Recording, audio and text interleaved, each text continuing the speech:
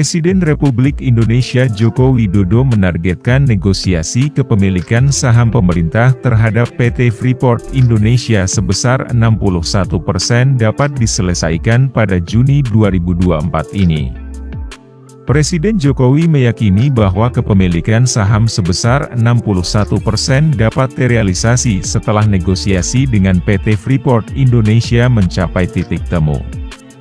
Presiden Jokowi menambahkan bahwa negosiasi dengan PT Freeport Indonesia memang tidak berjalan mulus atau terbilang alot, namun segala upaya terus dilakukan. Dalam sambutannya pada pembukaan Kongres Hikmah Budi pada hari Kamis tanggal 28 Maret 2024 di Jakarta, Presiden mengatakan bahwa kepemilikan negara terhadap saham perusahaan tambang PT Freeport semula hanya sebesar 9%. Kemudian pada 2018, Indonesia resmi mengambil alih saham sebesar 51% sehingga menjadi pemilik saham terbesar Freeport.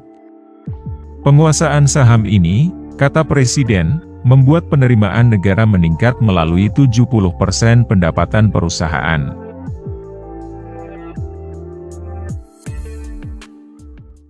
Berapa kali lipat pajak yang kita dapat? PNBP yang kita dapat, biaya ekspor yang kita dapat, royalti yang kita dapat untuk pendapatan negara. Freeport misalnya, ini nikel, tembaga sekarang Freeport. Sebelumnya kita hanya memiliki saham di situ hanya 9%.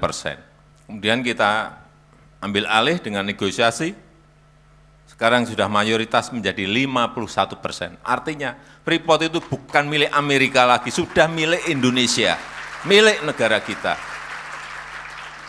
Jadi jangan punya ada bayangan di sini Freeport itu Amerika, sudah Indonesia. Sebentar lagi akan kita tambah menjadi 61% lagi.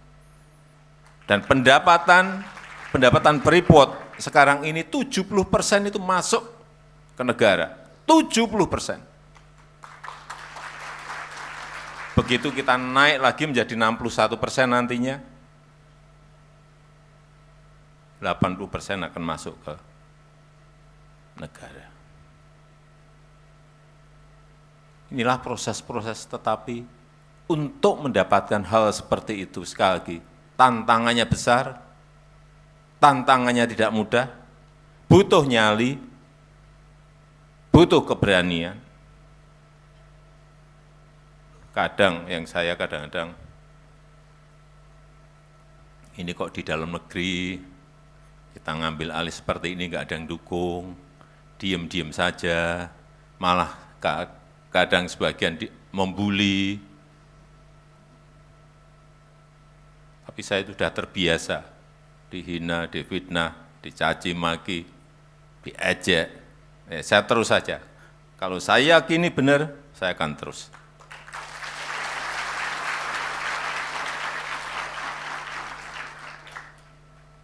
Jadi kalau kita konsisten, hilirisasi, kemudian digitalisasi, masuk ke ekonomi hijau, kita konsisten terus ke arah itu. Saya yakin Indonesia emas di tahun 2045 itu bukan sesuatu yang sulit kita dapatkan.